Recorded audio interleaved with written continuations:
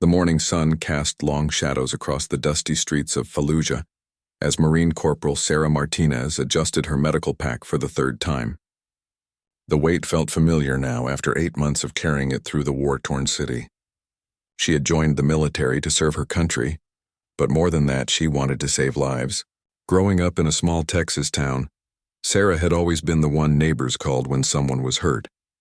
Her grandmother used to say she had healing hands, and Sarah believed it was her calling to use them where they were needed most. The convoy was preparing to move out from Forward Operating Base Courage, a fortified compound that had become home to hundreds of American soldiers. Sarah checked her rifle one more time, though she hoped she would never have to use it. As a combat medic, her job was to heal, not harm. But in Fallujah, the lines between medical personnel and combat soldiers often blurred. The enemy didn't care about the red cross on her helmet. Captain Rodriguez briefed the team about their mission. They were heading to a neighborhood that had been quiet for weeks, almost too quiet. Intelligence suggested that insurgents might be using the area to stage attacks, but there were also reports of civilians trapped in their homes, too afraid to venture out for medical supplies. Sarah's unit was tasked with conducting a welfare check and providing medical assistance to anyone who needed it. The convoy consisted of 4 armored vehicles, each carrying a mix of infantry soldiers and support personnel. Sarah rode in the second vehicle with her medical team, including Sergeant Williams, a veteran medic who had become like a big brother to her. Williams had been in Iraq for over a year and had seen more combat than most soldiers twice his age. He often joked that Sarah's optimism kept the whole unit's spirits up, even in the darkest moments. As they rolled through the checkpoint, Sarah noticed how different Fallujah looked compared to when she first arrived. Many buildings bore the scars of previous battles, with bullet holes and blast marks telling stories of violence that had swept through these streets. But there were also signs of life returning. Children occasionally waved from doorways, and some shops had reopened. It gave Sarah hope that their presence was making a difference. The radio crackled with routine check-ins as they navigated through the narrow streets. Sarah watched the city pass by through the small armored window, noting the locations of potential medical stations they had established in previous weeks. She had treated dozens of Iraqi civilians during her deployment, from children with minor injuries to elderly people who needed medication. Each patient reminded her why she was there. Suddenly, the lead vehicle reported movement in a building ahead. The convoy slowed as soldiers scanned the rooftops and windows for any signs of threat. This was standard procedure in Fallujah, where danger could emerge from anywhere at any moment. Sarah felt her heart rate increase slightly, but she had learned to manage the adrenaline that came with these situations. The radio chatter increased as spotters reported seeing what appeared to be civilians moving between buildings. The mission commander decided to proceed with caution, establishing a secure perimeter while sending a small team to investigate. Sarah's vehicle was positioned to provide overwatch while the first team moved forward on foot. As they waited, Sarah reviewed her medical supplies mentally. She carried everything from basic bandages to advanced trauma equipment. Her training had prepared her for treating gunshot wounds, blast injuries, and everything in between. She had already saved 3 lives during her deployment and had assisted in saving many more. Each successful treatment reinforced her belief that she was exactly where she needed to be. The investigation team reported finding several families who'd been hiding in their homes for days, afraid to come out because of rumors about fighting in the area. There were elderly people who needed medication, and children who showed signs of malnutrition. Sarah felt a surge of purpose as she prepared to do what she did best. Captain Rodriguez gave the order for Sarah's team to move forward and establish a temporary medical station in a secure building. As they dismounted from their vehicle, Sarah felt the familiar weight of her equipment and the responsibility that came with it. The Iraqi families they were about to help reminded her of her own family back home, and she was determined to provide them with the best care possible. The building they chose was a former school that had been empty for months.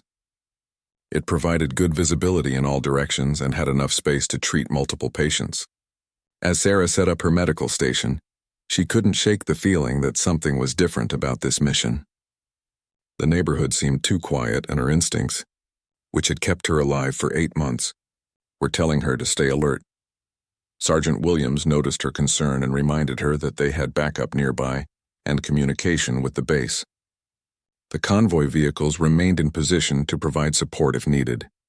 But as Sarah began treating her first patient, an elderly man with diabetes who hadn't had insulin in days, she heard a sound that made her blood run cold. The distinctive whistle of incoming mortar rounds filled the air, followed immediately by the thunderous explosions that shook the building. The attack had begun, and Sarah realized that they had walked into a carefully planned ambush. The insurgents had used the civilians as bait, knowing that American forces would respond to help them. As dust and debris rained down around her, Sarah's training kicked in. She shielded her patient with her own body, while grabbing her rifle with her free hand. The elderly man looked at her with frightened eyes, and she whispered reassuring words in the few Arabic phrases she had learned. Even as the battle erupted around them, Sarah knew that her job hadn't changed.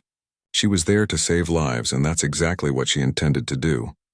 The sound of gunfire erupted from multiple directions as her fellow soldiers engaged the enemy. Sarah could hear Captain Rodriguez shouting orders over the radio, coordinating their response to the ambush, but she remained focused on her patients, knowing that in the chaos of battle they would need her medical skills more than ever.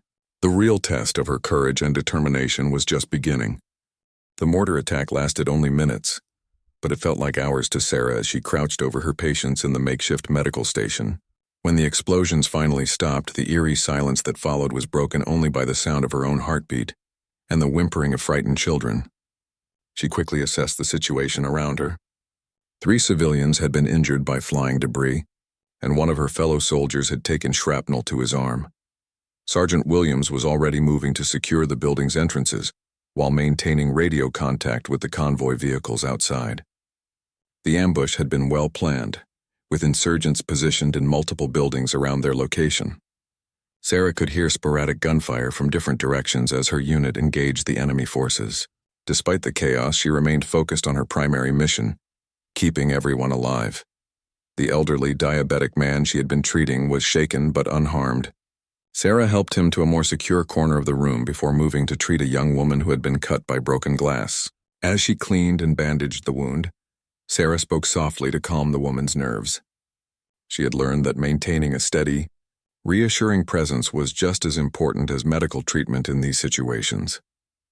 Captain Rodriguez's voice crackled over the radio with updates on their tactical situation. The insurgents had positioned themselves in at least 4 different buildings, creating overlapping fields of fire that made movement extremely dangerous. The convoy vehicles were providing suppressive fire, but the enemy had chosen their positions well. Sarah's team was effectively pinned down in the school building. The wounded soldier, Private Chen, was a young man from California who had been in Iraq for only 2 months. The shrapnel had caused significant bleeding, but Sarah quickly determined that no major arteries had been hit. As she worked to stop the bleeding and stabilize his condition, Chen tried to joke about getting a Purple Heart for his first real combat experience. Sarah admired his spirit but noticed the fear in his eyes that he was trying to hide. Over the next hour, the battle intensified as more American forces arrived to assist with the situation. Sarah could hear the distinctive sound of Bradley fighting vehicles approaching, their tracks grinding against the concrete streets of Fallujah. The additional firepower would help, but she knew that extracting her team and the civilians would still be extremely dangerous. During a brief lull in the fighting, Sarah managed to contact the base medical facility to request additional supplies and prepare them for incoming casualties. She had already used a significant portion of her trauma supplies treating the wounded, and she wanted to be prepared for whatever came next.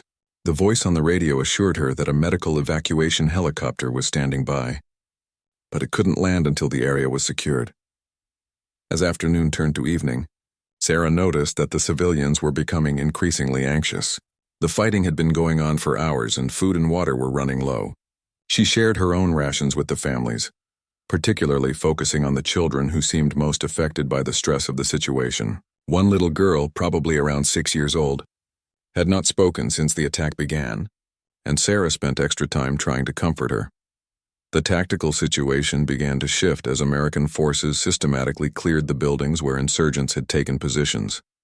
Sarah could hear the progress over the radio as each enemy position was neutralized, but she also knew that the most dangerous part of their ordeal might be yet to come. Wounded insurgents sometimes used their final moments to cause as much damage as possible. Just as it seemed like the battle was winding down, a new threat emerged. Sergeant Williams spotted movement in a building across the street and realized that insurgents were attempting to flank their position. He immediately alerted the rest of the team and began coordinating defensive positions. Sarah found herself in the difficult position of protecting her patients while preparing to defend the building if necessary. The attack came swiftly and violently. Insurgents armed with assault rifles and rocket-propelled grenades launched a desperate assault on the school building. Sarah heard the distinctive crack of bullets striking the walls around her as she shielded the civilians with her own body. The sound of automatic weapons fire filled the air as her fellow soldiers returned fire from defensive positions. During the firefight, Sarah noticed that Private Chen's condition was deteriorating. The stress and movement had reopened his wounds and he was losing blood again. She made the split-second decision to move across the room to reach her medical supplies, despite the ongoing gunfire. Bullets whizzed past her as she crawled across the floor, but she managed to reach Chen and begin treating him again. As she worked on Chen, Sarah felt a sharp pain in her left shoulder. She had been hit by a bullet, but adrenaline allowed her to continue working despite the wound. She quickly assessed that the bullet had passed through muscle tissue without hitting any vital organs or major blood vessels. After applying a quick bandage to herself, she continued treating Chen, knowing that his injuries were more serious than her own. The battle raged on as darkness fell over Fallujah. Sarah could see muzzle flashes from the windows of surrounding buildings as American forces continued to engage insurgent positions. The radio chatter indicated that air support was being called in to help neutralize the remaining enemy forces. But Sarah knew that they would have to hold their position until the area could be completely secured. Despite her own wound and the ongoing danger, Sarah continued to move between her patients, checking on their conditions and providing reassurance. The little girl who had been silent finally spoke, asking Sarah in broken English if the bad men were going away. Sarah smiled and promised her that the soldiers would keep everyone safe, even though she wasn't entirely sure they would all make it through the night. As the hours passed, Sarah began to feel the effects of blood loss from her shoulder wound. She had been so focused on treating others that she hadn't taken proper care of herself. Sergeant Williams noticed her condition and insisted on helping her apply a better bandage. But Sarah refused to stop working, knowing that the civilians and soldiers around her needed her medical expertise. The sound of helicopters approaching gave everyone hope that rescue was finally at hand. But Sarah also knew that the most dangerous part of their ordeal was about to begin. The evacuation would require them to leave the relative safety of the building and expose themselves to any remaining insurgent forces. As she prepared her patients for transport, Sarah steeled herself for whatever challenges lay ahead. The helicopter rotors grew louder as the evacuation birds circled overhead, but they couldn't land until the landing zone was completely secure. Sarah used this time to prepare her patients for transport, prioritizing Private Chen and an elderly Iraqi woman who had developed breathing problems during the stress of the prolonged battle. The little girl who had finally started talking clung to Sarah's uninjured arm, afraid to let go of the American soldier who had protected her. Family Captain Rodriguez coordinated with the helicopter crews while his soldiers worked to establish a secure perimeter around the proposed landing zone. The street in front of the school had been cleared of debris, but there were still concerns about insurgents in the surrounding buildings. Sarah watched through a window as soldiers methodically searched nearby structures, their movements deliberate and cautious in the fading light. As the first evacuation helicopter touched down, Sarah felt a mix of relief and anxiety. Relief that help had arrived, but anxiety about moving her patients through what could still be a dangerous area. The helicopter crew included a flight medic who immediately began coordinating with Sarah about the medical condition of each patient. She briefed him quickly but thoroughly, her training allowing her to communicate essential information, even while fighting through her own pain and exhaustion. The evacuation process began with the most seriously wounded. Private Chen was loaded onto the first helicopter along with the elderly woman and 2 other civilians who needed immediate medical attention. Sarah wanted to accompany them, knowing that her continued care could make the difference between life and death. But Captain Rodriguez ordered her to wait for the second helicopter, as her knowledge of the remaining patients' conditions was too valuable to lose. As the first helicopter lifted off, Sarah felt a moment of satisfaction, knowing that she had successfully stabilized and evacuated the most critical patients. But her moment of relief was short-lived. The sound of gunfire erupted again as insurgents launched what appeared to be a final desperate attack on the American forces. Muzzle flashes lit up the darkness from multiple buildings as enemy fighters tried to prevent the remaining evacuations. The second helicopter was forced to abort its landing as tracer rounds streaked across the landing zone. Sarah watched in frustration as the aircraft pulled away, knowing that the remaining civilians and soldiers would have to endure more danger. Her shoulder wound was becoming increasingly painful, and she was beginning to feel lightheaded from blood loss. But she continued to move between her patients, checking their conditions and providing reassurance. Sergeant Williams took charge of the defensive positions as Captain Rodriguez coordinated air support to neutralize the remaining insurgent positions. Sarah found herself in the unusual position of treating patients while also serving as a lookout for enemy movement. Her medical training had taught her to be observant, and those skills proved valuable in identifying potential threats to their position. During the renewed fighting, Sarah was struck by a second bullet, this time in her right leg. The impact knocked her down, but she immediately began assessing her own wound even as bullets continued to fly around the room. The bullet had struck her thigh, causing significant pain but missing the major arteries. She applied pressure to control the bleeding while continuing to monitor her patient's conditions. The little girl who had attached herself to Sarah began crying when she saw the American soldier had been hurt again. Sarah managed to smile and spoke softly to comfort the child, even as she worked to treat her own wound. The girl's mother, who spoke some English, tried to help Sarah with her bandages while expressing gratitude for everything the soldiers had done to protect her family.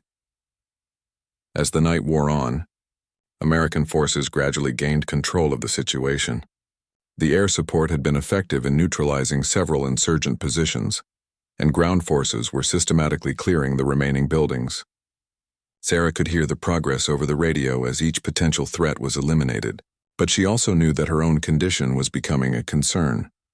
The third bullet hit Sarah in her left arm, just as the second evacuation helicopter was attempting another landing. This time the round struck bone, causing intense pain and limiting her ability to use that arm effectively. Despite the injury, she continued to direct the care of her remaining patients, refusing to be evacuated until all the civilians had been safely loaded onto the helicopter. Sergeant Williams finally insisted that Sarah allow him to take over primary care of the remaining patients. He had been watching her condition deteriorate throughout the night and was concerned about her ability to continue functioning, but Sarah remained involved in every decision, her voice becoming weaker but her determination never wavering. The fourth bullet grazed her head, leaving a bloody furrow along her scalp but not causing serious brain damage. The impact stunned her momentarily, but she quickly regained her composure and continued working. Blood from the head wound made it difficult for her to see clearly, but she refused to stop treating patients. Her fellow soldiers began to look at her with a mixture of admiration and concern. The evacuation helicopter finally managed to land successfully as American forces established complete control over the immediate area. Sarah helped load the remaining civilians, including the little girl who refused to leave without saying goodbye to the soldier who had protected her. As the child was carried to the helicopter, she pressed a small handmade bracelet into Sarah's hand, a gesture that brought tears to the medic's eyes. As the civilians were safely evacuated, Sarah finally allowed herself to acknowledge the extent of her own injuries. 4 bullet wounds, significant blood loss, and exhaustion from more than 12 hours of continuous medical care had taken their toll, but she felt a deep sense of satisfaction, knowing that she had successfully treated and evacuated every patient under the most dangerous circumstances imaginable. Captain Rodriguez approached Sarah as the medical team prepared to evacuate her to the field hospital.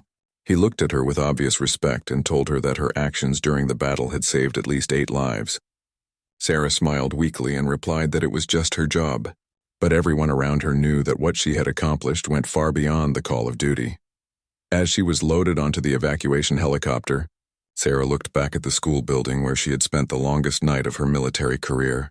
The walls were riddled with bullet holes, and the floor was stained with blood, but it had served as a sanctuary for innocent civilians caught in the crossfire of war. She had done everything possible to protect those who couldn't protect themselves, and that knowledge gave her strength even as her own body began to shut down from the trauma. The evacuation helicopter rushed Sarah to the combat support hospital at Camp Liberty, where a team of trauma surgeons was already preparing to receive her.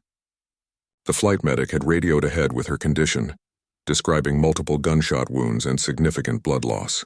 As the helicopter touched down, Sarah was conscious but fading in and out due to exhaustion and shock. Her last clear memory before entering the hospital was seeing the concerned faces of the medical team rushing toward her. Dr. Jennifer Walsh, a trauma surgeon from Boston, took charge of Sarah's case immediately upon her arrival. Dr. Walsh had been in Iraq for 6 months and had treated hundreds of combat casualties. But Sarah's case was particularly challenging. The combination of multiple gunshot wounds, prolonged exposure to combat stress, and the physical demands of treating patients while injured herself had created a complex medical situation that required immediate attention. The initial assessment revealed the full extent of Sarah's injuries. The first bullet wound to her shoulder had damaged muscle tissue but missed major blood vessels. The second wound to her thigh had caused significant tissue damage and was still bleeding despite the field dressings. The third bullet had fractured her left arm, requiring surgical repair.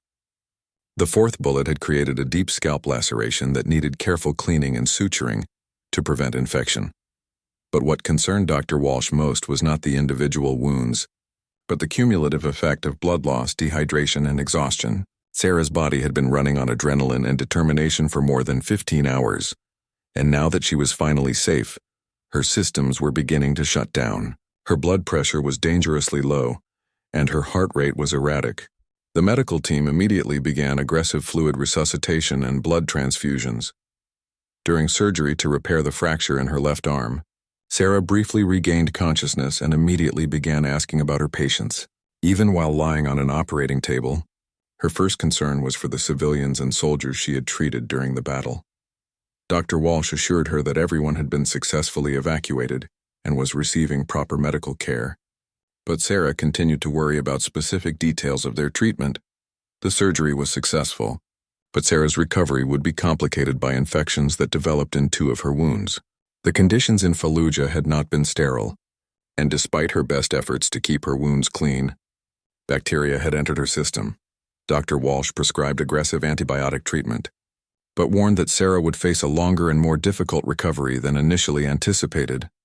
News of Sarah's heroic actions during the battle spread quickly throughout the military medical community. Colleagues who had served with her shared stories of her dedication and skill, while the soldiers she had saved during the ambush provided detailed accounts of her courage under fire. Captain Rodriguez submitted a formal report describing her actions, emphasizing that she had continued to provide medical care even while seriously wounded herself. As Sarah's condition stabilized, she began receiving visitors from throughout the medical corps.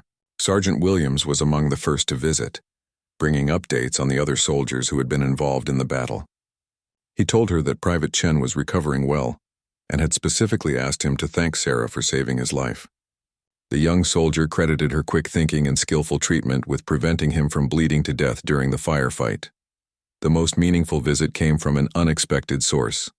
The little Iraqi girl who had clung to Sarah during the battle arrived at the hospital with her mother and an interpreter. The child had insisted on coming to see the American soldier who had protected her family, and she brought a drawing she had made showing Sarah treating patients while bullets flew around them. The innocence and gratitude of the child reminded Sarah why she had chosen to serve as a combat medic. During her second week in the hospital, Sarah received news that would change the trajectory of her military career. The Army was recommending her for the Bronze Star with Valor, one of the highest decorations for heroism in combat. The citation would recognize her actions in continuing to provide medical care to civilians and soldiers while under enemy fire and despite being wounded multiple times herself. But Sarah was more interested in returning to duty than in receiving medals. She began pushing herself in physical therapy, determined to regain full use of her injured arm and leg. The doctors warned her to be patient, explaining that rushing her recovery could lead to permanent disability. But Sarah had always been driven to help others, and sitting in a hospital bed while her fellow medics served in dangerous situations was almost unbearable for her. The infection in her shoulder wound proved to be more serious than initially thought. The bacteria had spread deeper into the tissue, requiring additional surgery to remove infected material. This setback forced Sarah to confront the reality that her recovery would take months rather than weeks. She began to worry that by the time she was ready to return to duty, her unit would have completed their deployment and returned home. Dr. Walsh recognized that Sarah's emotional state was affecting her physical recovery. The young medic was becoming depressed and frustrated by her inability to contribute to the mission. The doctor arranged for Sarah to speak with a chaplain and a counselor who specialized in helping soldiers cope with combat stress and injury. These conversations helped Sarah understand that healing properly was the best way she could prepare to help others in the future. Turning point in Sarah's recovery came when she was allowed to assist with treating other wounded soldiers in the hospital. Even though she couldn't perform complex procedures with her injured arm, she could provide comfort and support to patients who were dealing with their own combat injuries. This opportunity to help others, even in a limited capacity, restored her sense of purpose and improved her outlook significantly. The fifth bullet had come closer to ending her life than anyone initially realized. Further examination revealed that the round that grazed her head had actually caused a minor skull fracture that went undetected during the initial treatment. This discovery explained some of the headaches and dizziness she had been experiencing during her recovery. Additional treatment was required to ensure that there would be no long-term neurological effects. As Sarah's physical condition improved, she began to process the emotional impact of her experience in Fallujah. The intensity of the battle, the responsibility of caring for wounded people under fire, and her own brush with death had all taken a psychological toll. She worked with counselors to develop healthy coping mechanisms and to understand that seeking help for emotional wounds was just as important as treating physical injuries. The sixth wound, which Sarah had not initially reported, was discovered during a routine examination. A bullet fragment had lodged in her back, causing minimal damage but creating the potential for future complications. The fragment was too close to her spine to remove safely, so doctors decided to leave it in place and monitor it carefully. Sarah joked that she would carry a piece of Fallujah with her for the rest of her life. 3 months after the battle in Fallujah, Sarah received devastating news during what should have been a routine medical examination. The seventh bullet, which had apparently struck her during the chaos without her immediate knowledge, had caused internal damage that was only now becoming apparent. The round had grazed her kidney, creating scar tissue that was affecting her organ function. Doctors explained that while the damage wasn't immediately life-threatening, it would require ongoing monitoring and could potentially shorten her military career. This revelation forced Sarah to confront the possibility that her time as a combat medic might be limited. The physical demands of battlefield medicine required peak physical condition, and any compromise to her health could put both herself and her patients at risk. She struggled with feelings of betrayal by her own body, the same body that had carried her through 15 hours of treating patients under the most dangerous conditions imaginable. The discovery of the seventh wound also led to a more thorough investigation of her medical records from the night of the battle. Medical investigators wanted to understand exactly how many times she had been shot and why some wounds had gone undetected initially. The chaos and adrenaline of combat, combined with Sarah's determination to continue working despite her injuries, had created a situation where her own medical needs had been overlooked. During this investigation, witnesses to the battle provided additional details about Sarah's actions that even she didn't fully remember. Soldiers reported seeing her crawl across open ground under enemy fire to reach wounded civilians. Others described how she had used her own body to shield patients from flying debris during mortar attacks. The complete picture that emerged was of a medic who had repeatedly risked her life to save others, often while seriously wounded herself. The eighth bullet wound was discovered through advanced imaging that revealed an old scar tissue pattern in her abdomen. This bullet had apparently passed through her side during the early stages of the battle, causing what seemed like a minor flesh wound at the time. But the trajectory analysis showed that the round had come within inches of vital organs. The fact that Sarah had continued to function normally despite this injury amazed the medical team reviewing her case. As more details emerged about her wounds, Sarah began to piece together memories from the battle that she had suppressed or forgotten. The human mind's ability to compartmentalize trauma had allowed her to focus on her patients while ignoring her own pain and injuries. But now, in the safety of the hospital, those memories were returning with startling clarity. She remembered specific moments when bullets had struck her, impacts she had dismissed at the time as debris or equipment malfunctions. The ninth wound was found during surgery to remove the kidney scar tissue. A bullet fragment had lodged in muscle tissue near her ribcage, so small that it hadn't shown up on initial x-rays. The fragment had been slowly moving through her body over the months since the battle, finally settling in a location where it could be safely removed. The surgeon who found it marveled at how Sarah had been able to function normally, with multiple foreign objects in her body. Physical therapy became more challenging as the full extent of her injuries became clear. Each newly discovered wound represented additional damage that needed to heal, and muscles that needed to be retrained. Sarah's determination remained strong, but she had to accept that her recovery would be longer and more complex than anyone had initially anticipated. She set new goals for herself, focusing on regaining enough strength and mobility to return to medical duty in some capacity. The psychological impact of learning about her additional wounds was significant. Sarah had taken pride in her ability to continue functioning despite being shot. But discovering that she had been more seriously injured than she realized created new anxieties. She began to question her memory of other events and worried about what other injuries or symptoms she might have overlooked or forgotten. Working with a trauma counselor, Sarah learned that her brain's ability to suppress awareness of her injuries during the battle had actually been a survival mechanism. The human body and mind have remarkable abilities to prioritize immediate threats and push aside less urgent concerns. In her case, this mechanism had allowed her to save lives while her own life was in danger.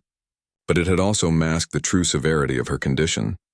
The 10th bullet wound was the most disturbing discovery of all. Advanced CT scans revealed that a bullet had actually penetrated her chest cavity during the battle, passing between her ribs and missing her heart by less than 2 inches.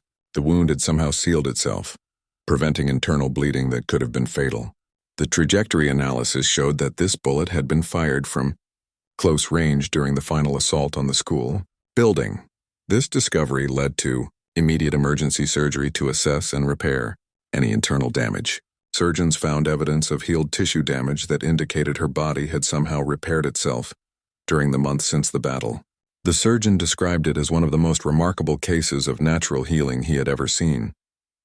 Sarah's survival of this wound was nothing short of miraculous, and it explained some of the chest pain and breathing difficulties she had experienced during her recovery. The revelation of 10 separate bullet wounds transformed Sarah from a war hero into a medical miracle. Doctors from across the military medical system came to study her case, trying to understand how she had survived such extensive trauma while continuing to perform complex medical procedures. Her case was written up in medical journals as an example of extraordinary human resilience and the power of purpose-driven adrenaline.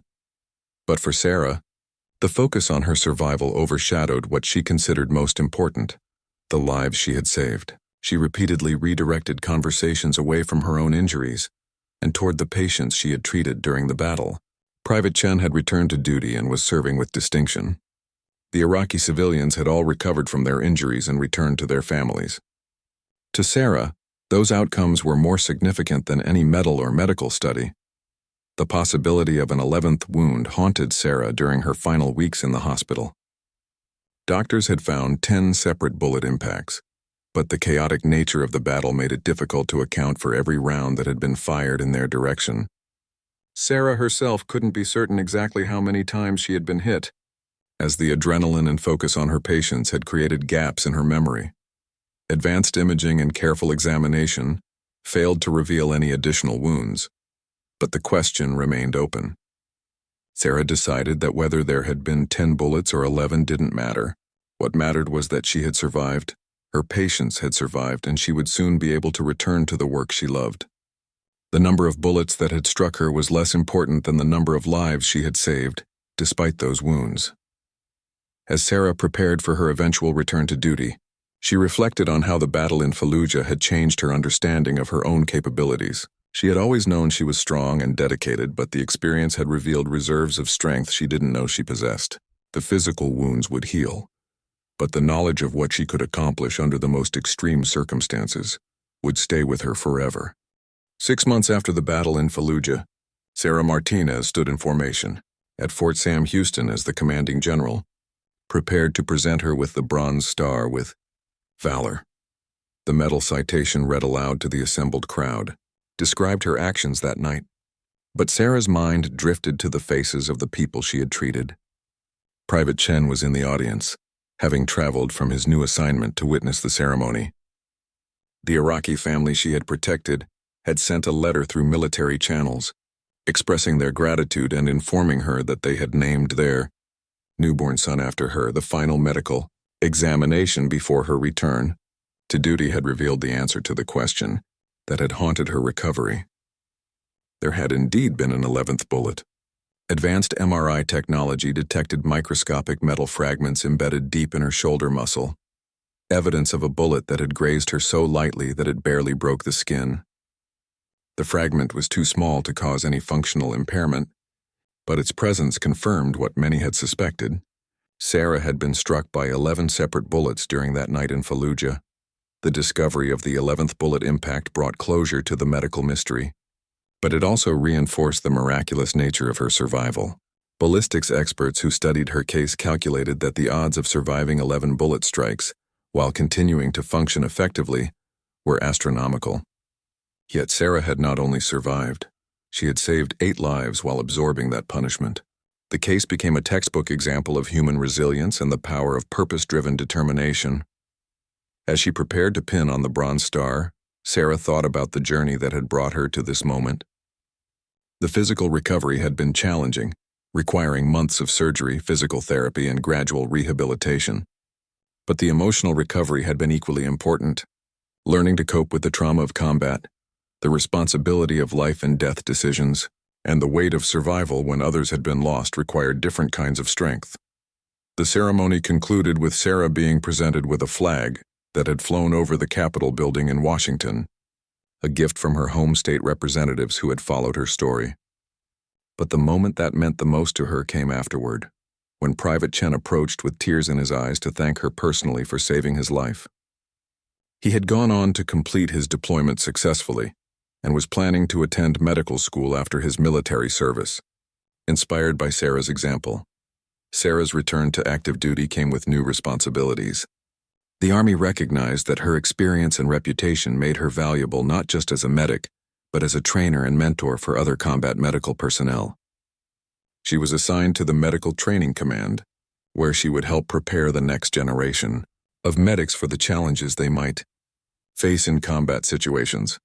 Her first class of students included young men and women who had heard her story and specifically requested to train under her guidance. Sarah found that teaching allowed her to share not just medical techniques, but also the mental resilience and ethical commitment required to provide care under the most difficult circumstances. She emphasized that being a combat medic meant never giving up on a patient, regardless of the personal risk or discomfort involved.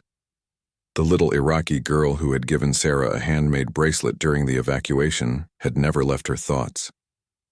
Through humanitarian organizations, Sarah learned that the child's family had relocated to a safer area and that the girl was attending school. The bracelet remained Sarah's most treasured possession, a reminder of the innocent lives that military medical personnel work to protect. She kept it in her medical kit as a symbol of why her work mattered. During her training assignments, Sarah met other veterans who had survived traumatic combat experiences. She discovered that sharing her story helped other wounded warriors understand that physical and emotional scars didn't have to define their futures. Her experience became a source of hope for soldiers struggling with their own recovery from combat injuries, proving that it was possible to not just survive trauma, but to thrive and continue serving others afterward. The psychological evaluation that was part of her return to duty process revealed interesting insights about her mental state during the battle. Experts determined that her ability to compartmentalize pain and continue functioning had been enhanced by her sense of purpose and responsibility for her patients. The knowledge that others depended on her had actually increased her pain tolerance and cognitive function during the crisis. 3 years after Fallujah, Sarah received news that would bring her story full circle. The school building where she had treated patients during the battle had been converted into a medical clinic serving the local community. Iraqi and American medical personnel worked together there, providing health care to families in the neighborhood. The clinic's dedication plaque included a mention of the American medic who had first used the building to save lives during the darkest days of the conflict. Sarah's reputation in the military Medical community continued to grow as she advanced in rank and responsibility. She became a subject matter expert on combat trauma care and was frequently called upon to testify before Congress about the medical needs of deployed forces. Her advocacy helped secure funding for improved medical equipment and training programs that would benefit future generations of military medical personnel. The physical reminders of that night in Fallujah remained, with Sarah in the form of scars and occasional aches in cold weather. But she came to view these markers not as disabilities, but as proof of what the human body and spirit could endure in service of others. Each scar told a story of a moment when she chose to help rather than hide, to advance rather than retreat, to heal rather than harm. On the 10th anniversary of the battle, Sarah returned to Iraq as part of a medical mission to train Iraqi military medics. Standing in the same neighborhood where she had been wounded 11 times, she felt a profound sense of completion. The area was peaceful now, with children playing in streets that had once echoed with gunfire. The transformation reminded her that the sacrifices made by military medical personnel contributed to something larger than any individual battle or war. The Iraqi medics she trained during that return visit included several who had been children during the period when Sarah had served in Fallujah. They listened intently as she shared her experiences and techniques, understanding that her knowledge had been earned through trials that they hoped never to face themselves. But they also recognized that her example showed them what was possible when medical professionals refused to give up on their patients, regardless of the circumstances. As Sarah looked toward the future, she knew that her experience in Fallujah would continue to shape her service and her life. The 11 bullets that had struck her body that night had failed to stop her from completing her mission, and they had not dimmed her commitment to healing others. If anything, they had strengthened her resolve and deepened her understanding of the precious nature of life and the responsibility that came with having the skills to preserve it. Her story became a testament to the fact that true heroism isn't about being fearless, but about acting courageously despite fear. It's about putting the needs of others before your own safety and comfort. And it's about understanding that sometimes the most important battles are fought not with weapons, but with skill, compassion, and an unwavering commitment to the principle that every life has value worth defending.